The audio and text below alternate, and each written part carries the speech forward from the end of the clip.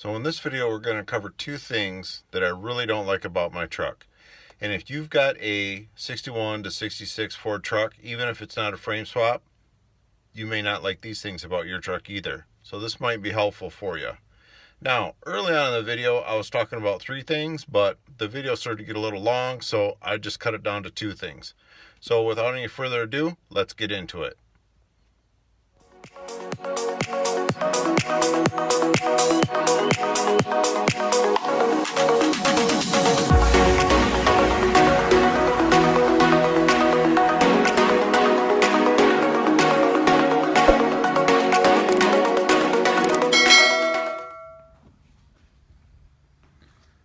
So the first thing that I really don't like out of the three things is that on the expressway, when I'm around semis, or if there's a crosswind, or if you're traveling at high speeds, I get this hood flutter, and I believe it's this opening here is just, there's just too much air coming in and then pushing up over the radiator support.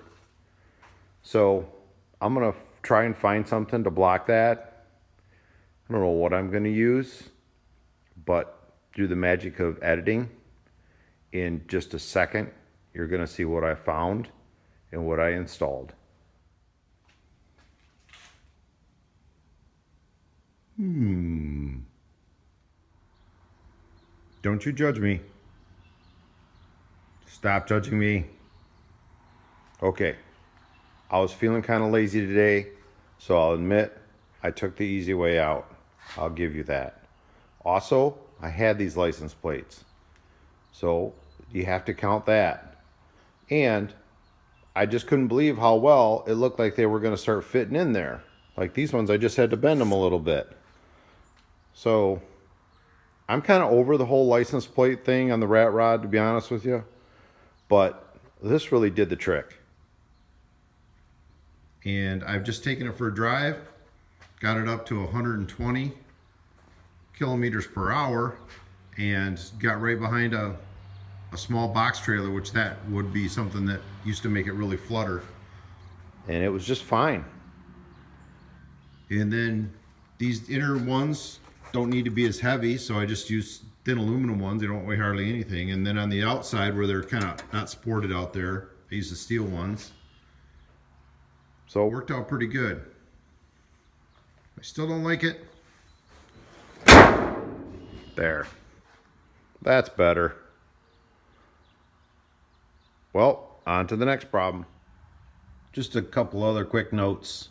I've taken a lot of hate for this license plate because I drilled the holes in it. So using the license plates up above should up that hate a little bit. So that'll be fun. And if you're wondering if you can see them, if you really look, you can see them in there, but they're not horribly noticeable. And what I thought is, if I ever want to do something different, I can use this as a template. Maybe cut up some aluminum. And as a bonus, when I took it for the ride, the wind noise inside my cab went down about 25%. I took off down the road. I felt like I was going about 55 based on the wind noise. I looked down, I was doing 65. So I don't know why adding those cut down on the wind noise, but I'll take it. So the next thing that really annoys me is the mirrors on the outside, not the inside mirror. And I've got aftermarket mirrors on here. They were just cheap ones off eBay, so I guess you can't hold them too high of a standard. But this is a big example. If you're going down the freeway, you're in the slow lane, and the purple cars in the fast lane, obviously you'd be going the other way. And then my red trailer's out there. So let's jump in the truck and give you an idea what you can see out of these mirrors when you're actually behind the wheel. So that's actually the Crown Vic mirror, the center mirror. Pretty happy with that one, so you can see quite a bit. But when you go over to this mirror on the side, and I've adjusted it quite a bit, so that's not too bad of adjustment. So I can kind of lean forward, and I can see just a little bit of the car. So I got to kind of lean back if I got to check closer. And then if you notice, there's just the corner of the red trailer. Now if you turn your head to the side, I can kind of see the little purple car a little bit. So the situation is if you're in the slow lane and there's somebody in the fast lane and they're merging in on your blind spot, you cannot find them sometimes. And if you do catch a glimpse of them, it's just a small glimpse. So you have to really pre-plan that move from the slow lane over if it's more than 2 lanes. If it's just 2 lanes, pretty confident you can lean forward and check the blind spot. But man, when it's 3 lanes, there's a huge blind spot out there. And then backing up, trying to see it, you can't see the lines. Like if you're trying to back into a spot, you can't see the lines. So you park crooked all the time, look like you're drunk when you're parking. Of course, this way, this mirror isn't any better. You just see a little dot over there. I don't hardly even use that one, but you can always turn and look out the back window there. So that's usually the solution for that. So I need to find something better there. Here's what I bought. It's a Grow 12053, as you can plainly see. Now, this is a semi-truck spot mirror. So I don't know for sure they're gonna work, but this is what I'm gonna try. Now I got these from Advance Auto, but there's a lot of places you can get them. This is actually a 6-inch mirror. The mirrors that come, the standard mirror is a, come out of the box. The standard mirror that comes on the truck is a 5-inch mirror. So it's just a little bit bigger, which I think I'm gonna like, because I drive my truck a lot. But if you want to look a little more original, you could go with the 5-inch mirror. Now, one thing of note, the standard style mirror, the post isn't in the center. So that's gonna move the mirror, and you're not gonna be able to adjust that position. So this is just the cheap eBay mirror. And then this is the Grow mirror, and you can get this in a 5. Now, if you had a show truck, it's not going to look very original. But Grow has these screws where you can tighten down that ball. So once you set it where you want it, you tighten on those screws, it's not going to go anywhere. So the first step is getting the mirror out, which it looks like it's almost impossible at first glance, but really it's amazingly easy. Just take out all the screws, shove that ball down inside, turn those holes so they don't line up. I've got this little rubber washer, but just something to fill the gap. Stick your air compressor in there, just a little shot of air.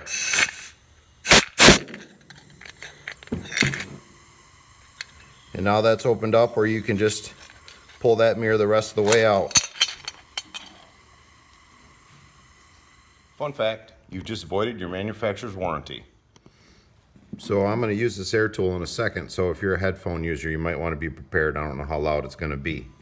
So this is the original mirror. The hole in the bracket starts out at 460 thousandths and goes down to like 425 thousandths, if I remember right. It's got a little bit of a taper to it.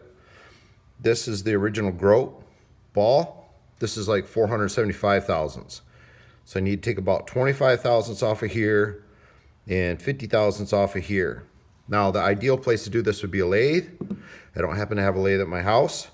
So I'm gonna show you how I'm gonna turn this down, and I'm using this small grinder so I can be careful.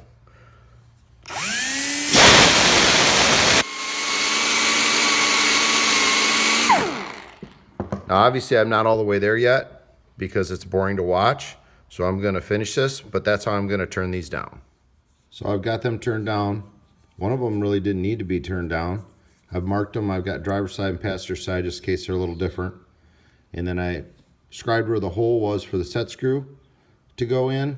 And I've pre-drilled it, but it's not opened all the way up yet. And then, I did this flat with a grinder, and then I finished it with a file. And now I'm gonna build this up, and then I'll finish drilling the hole. So the threads on these are 1/4 20. They sell these nuts at the hardware. These long nuts are called union nuts or long nuts, I guess. I don't know. So I think what I'm gonna do is just cut one of these in half, and then I'm gonna put it on a bolt in my cordless and spin down the OD, take all the hex off, and then what I'll have to do is go ahead and screw them on here, probably put a little Loctite on them, and then I'll grind the flat to match, and that will pretty much replicate the stud that was on the existing mirror. It'll actually be longer, and then at that point I'll finish drilling the hole. I just wanted to have the nut on there before I finished, because it's probably going to go into the nut a little bit. So let's get that done.